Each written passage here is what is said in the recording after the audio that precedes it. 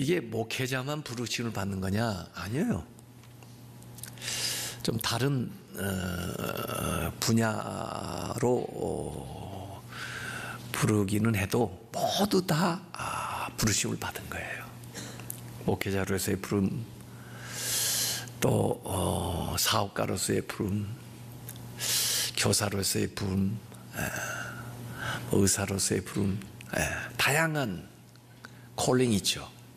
그러나 결국 그 콜링이 calling from heaven, calling from God. 오늘 여기 거룩한 형제들아 그랬는데 그들이 그렇게 다 거룩하게 사는 걸 어떻게 알아가지고 이 히브리서 기자가 거룩한 형제들아 그랬어요? 모르죠. 그들이 거룩하게 사는지 안 사는지. 그래도 거룩한 형제들아 그렇게 불러주네요. 왜? Calling from God, 하나님으로부터 부름을 받았기 때문에 거룩한 형제가 되는 거예요. 여러분을 성도라고 부릅니다. 네, 정말 거룩하게 사십니까? 근데 왜 성도라고 불러요? 우리가 하나님의 거룩한 부름을 받은 자들이기 때문에 성도입니다. 미리 불러주는 거예요. 진짜 성도는 죽어서 되는 겁니다. 저도 이렇게 살아가지고 나중에 죽었을 때는 성도가 됐으면 좋겠어요. 그래서 목사 한 기체 그렇게 쓰지 말고 성도 한 기체 그렇게 써주면 영광이겠어요. 네. 하나님의 부름을 받았다 하는 말은 하늘에서 부름을 받았다는 것인데 하늘로부터 초청장을 받았다는 얘기예요. 그것은요, 우리가 어디로 갈 것인가 하는 것을 보여주는 것입니다. 하나님께로 간다, 하늘나라로 간다, 그거예요. 그러니까 이 세상에 살아도 그런 소망을 가지고 살아야 된다고요. 그러한 담대함을 가지고 살아야 된다고요. 그런 확신을 가지고 살아야 된다고요.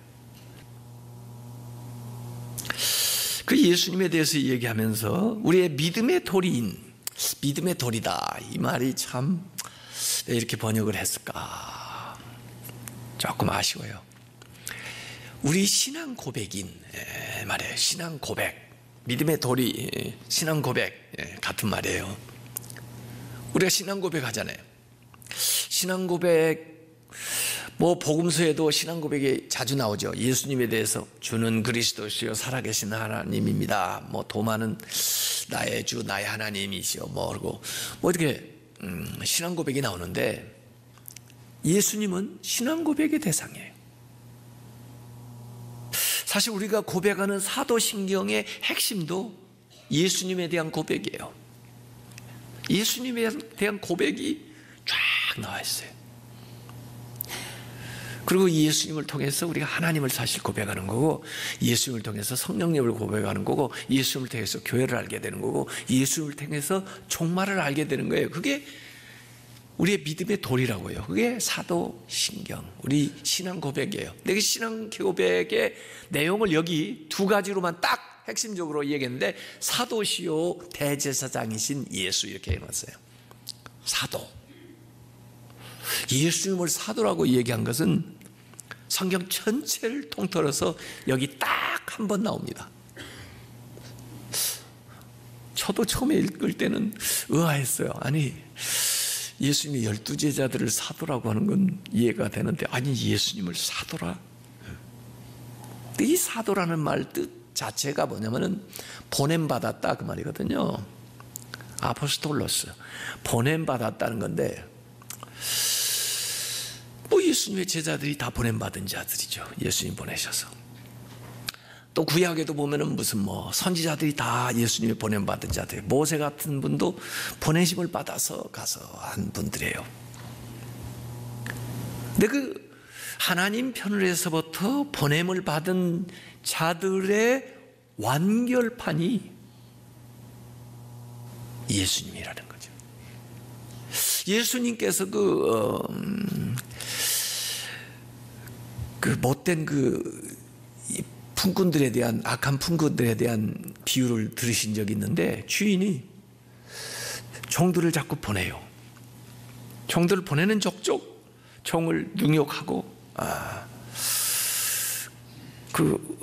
보낸 뜻을 그들이 받아들이지 않아요. 그래서 마지막 최종적으로 보내는 분이 아들이에요.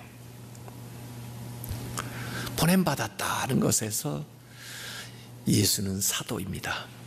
그래서 모든 지금까지의 선지자들, 모든 메시지의 완결판을 예수님이 가지고 계신 거예요. 예수님에게 집중하면 그 모든 것들이 다 풀어지는 거예요. 다 이해가 되는 거예요. 더구나 이 예수님은 대제사장이에요. 대제사장. 구약의 많은 제사장들, 모세가 제사장이 아니었는지는 몰라도 하여간 아론, 그 다음에 레위족들, 이 모든 사람들의 그 제사장은 예수님을 예포하는 사람들이에요. 근데 결국은 예수님께서 오셔서 단번에 자기 스스로 십자가에서 제물이 되심으로써 이 모든 것들을 완결하신 거죠. 그 예수를 깊이 생각해라. 그 예수님에게 집중해라. 예수님에게 집중하면 모든 것이 해결된대요. 그래서 변화산에서 그 엘리야하고 모세가 나타나서 예수님하고 대화하다가 그 다음에 어느 순간에 그들이 사라지고 예수님만 남고 하는 그 비전을 제자들이 보았는데, 예수님은 율법과 선지자의 마침일 뿐만 아니라 결국 예수님을 통하면 그 모든 것이 완성되는 것이니까 그 안에 다 들어가 있는 거죠. 실체가 예수님에게서 드러내버린 거죠. 그래서 하나님께 보냄을 받아서 말씀을 몸으로 완전히 이루시고 우리 대신 자신을 희생제물로 삼아서 하나님께 온전한 제사를 드리신 그 예수에 집중해라, 이런 겁니다. 그러니까 우리가 믿음 생활을 하면요 계속 더 깊어져요. 처음에 교회, 저도 중학교 3학년 때 친구 따라 나갈 때는 친구들이 좋아서 교회 가서 노는 게 좋아가지고 나갔어요.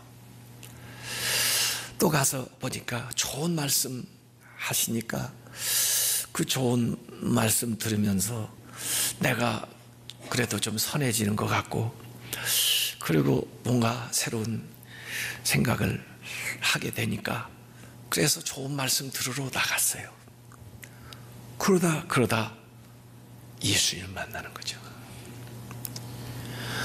모세 훌륭해요. 다윗도 훌륭해요. 그런데 거기서 더 깊이 들어가지 않으면 안 됩니다. 왜 교회를 나오십니까? 사람들 만나려고 나오십니까? 부산 별게 있나요? 아니, 모세가 훌륭하다고 하지만 한번 따져볼까요? 모세가 훌륭하기만 해요? 그분도 성질이 있어요. 그분도요 하나님한테 원망을 하더라고요. 그분도요 인간적으로 연약해서 잘못하더라고요. 그러면 실망이 돼서 어떻게 더 모세 때문에 나왔으면 신앙생활 할래요?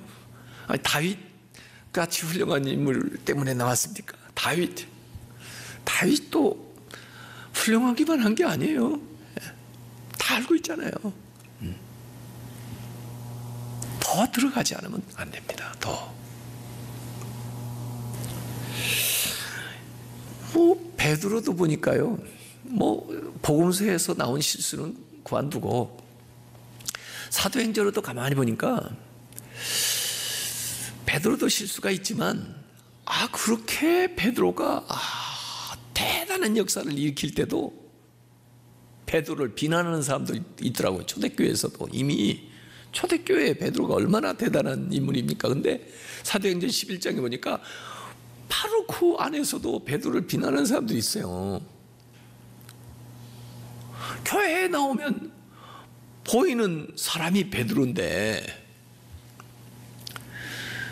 그 사람이 흠이 있다면 어떻게 신앙생활을 하시겠습니까?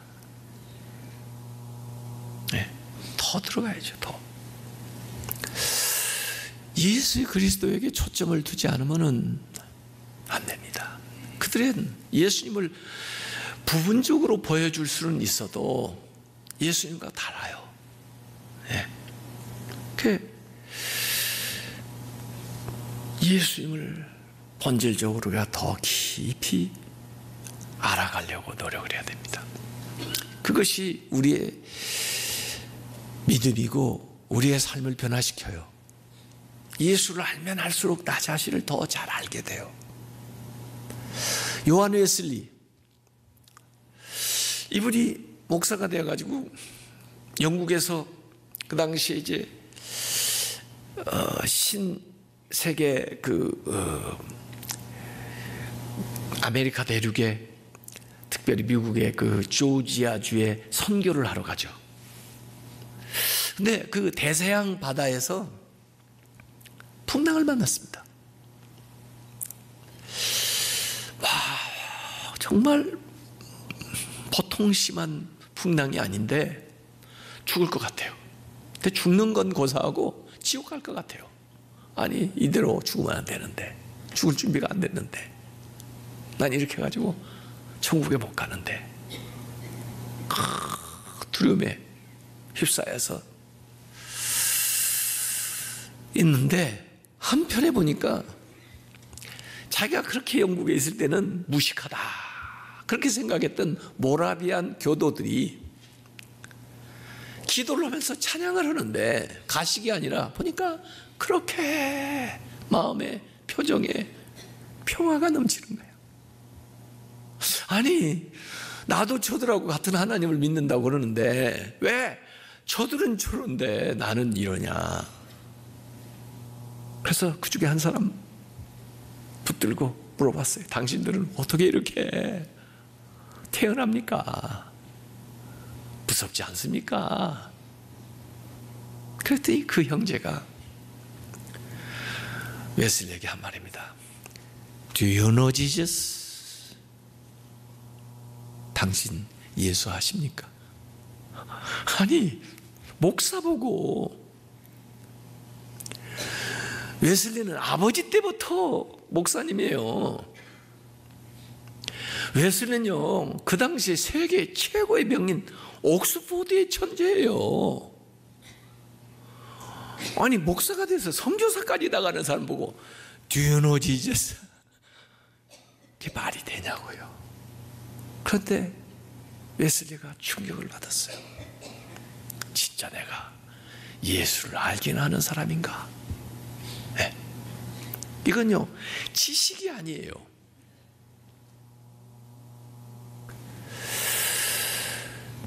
예수가 뭐 하신 분이며, 예수님이 나를 위해서 어떤 분이며, 내가 어떤 분으로 예수님을 믿고 있으며, 내가 주님께 뭘 받았는지를 모르면 모르는 것입니다. 아무리 오래 교회 다녀도 모르는 것입니다. 아무리 신학 박사라도 모르는 것입니다. 예수.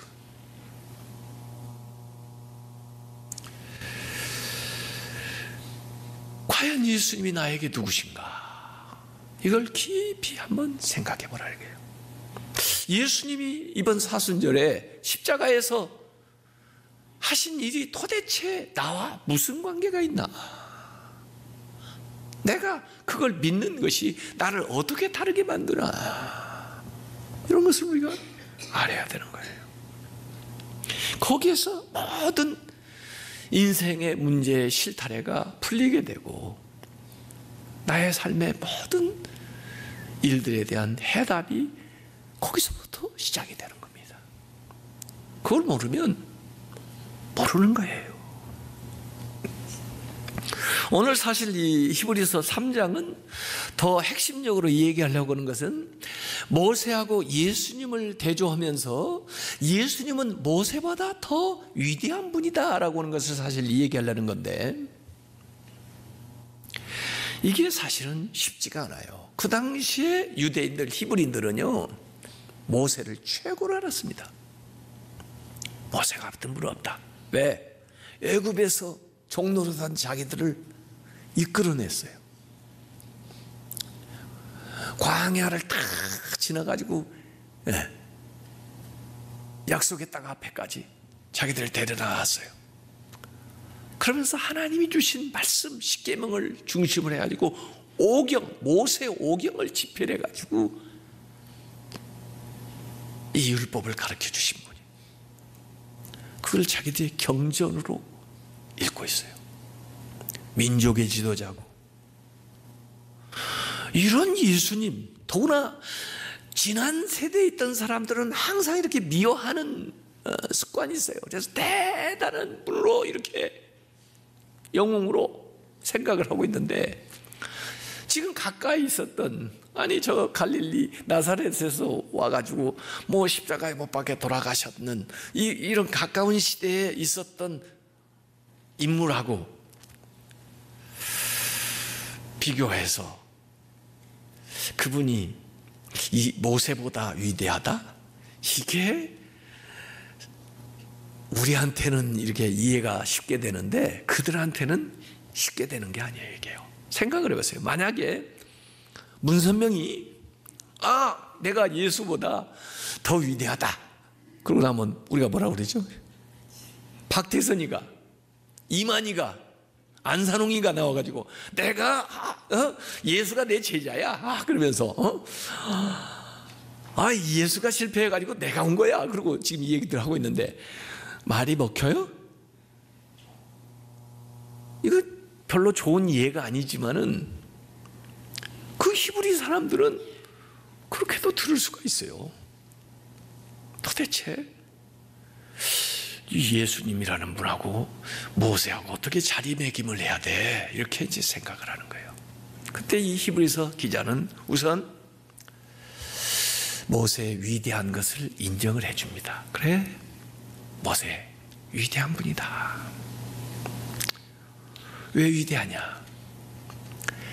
그분이 하나님의 부르심을 받았다. 하나님이 세우신 분이다.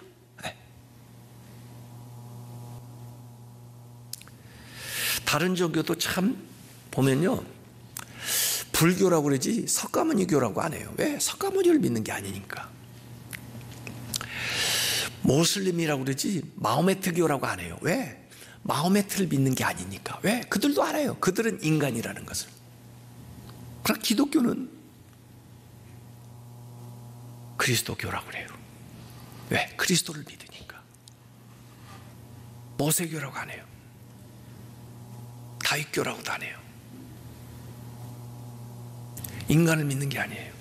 하나님을 믿는 거예요. 여기 집이라는 말이 7번 나오는데요, 집, 오이코스라고 되어 있습니다. 이 오이코스라는 건요, 이 건물을 의미하는 게 아니에요. 가족을 의미해요. 가족. 가정을 의미해요. 오이코스. 그래서 아브라함의 집 그러면 아브라함이 살고 있는 집을 말하는 게 아니고 아브라함의 가정을, 권속을 얘기하는 거예요. 이렇게 다윗의 집 그러면 다윗의 가문을 얘기하는 거예요. 그 하나님의 집을 예수님이 만드신 거예요. 그 집에는 우리가 있겠죠. 네. 모세도 있어요. 네. 그 구성원이에요. 왜 하나님은 그 집을 만드나? 하나님이 거하시기 위해서. 성도들은 하나님이 거하는 집이에요. 왜냐하면 하나님이 보이지 않으니까 우리로 하여금 어느 장소를 지정해서 하나님을 기억하면서 살아가도록 그렇게.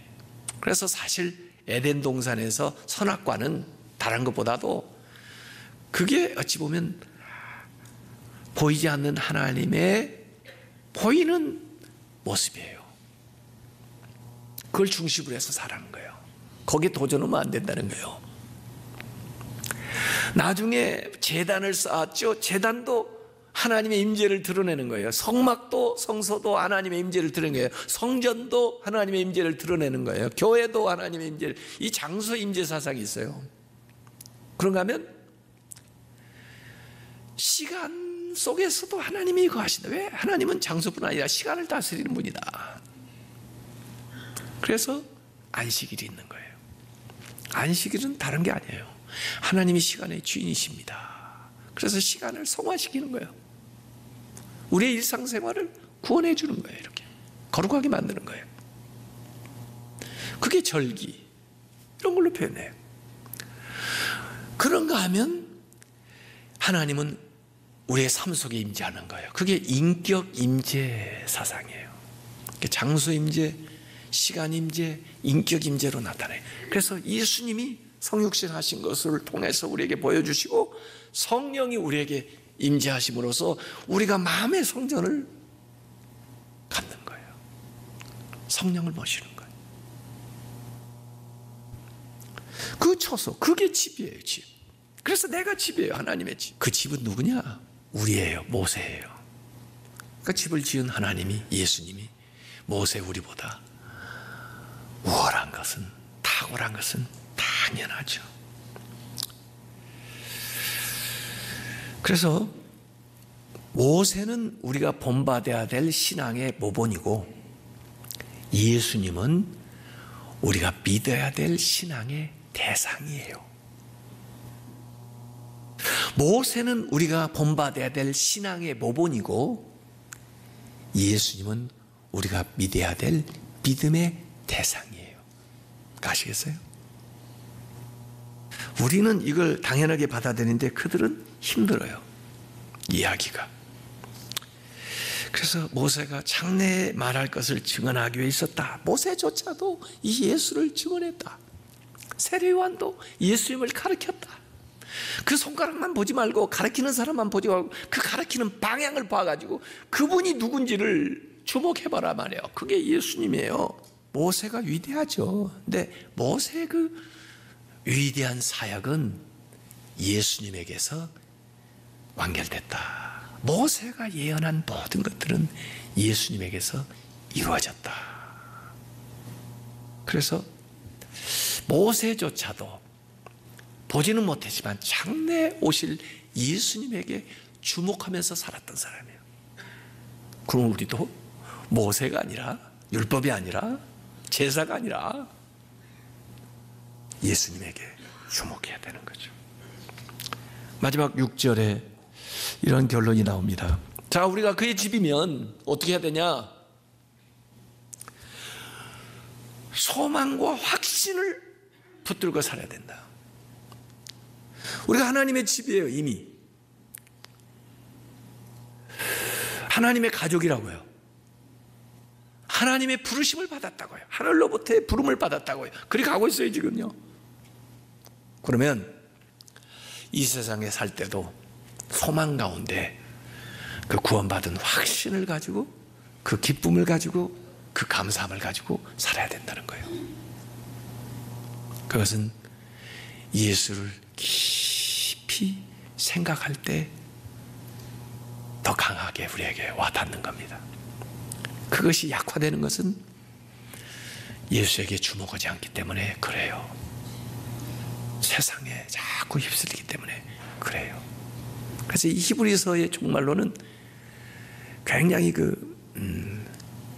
이 현재 우리가 살면서도 미래의 소망을 굳게 붙들면서 그 확신 있는 구원의 확신 가지고 이 세상을 살아가라는 거예요. 그래서 마지막을 우리에게 이렇게 상기시켜 주면서 얘기하는 거죠. 자, 지금 우리가 사순절 지나고 있습니다. 한번 우리의 복잡한 시선을 좀 정리해 가지고요, 이번 사순절 기간에 fix on Jesus, 예수님한테 좀 한번 시선을 고정을 좀 시켜봤으면 좋겠어요. 우리의 생각을 좀 예수님에게 좀 집중을 시켜봤으면 좋겠어요. 그 가운데서 문제가 해결됩니다. 그 가운데서 하나님이 주시는 놀라운 기쁨과 평강과 은혜에게 우리에게 임합니다. 그렇게 사순절을 보내시기를 주님의 이름으로 축원합니다. 기도하겠습니다.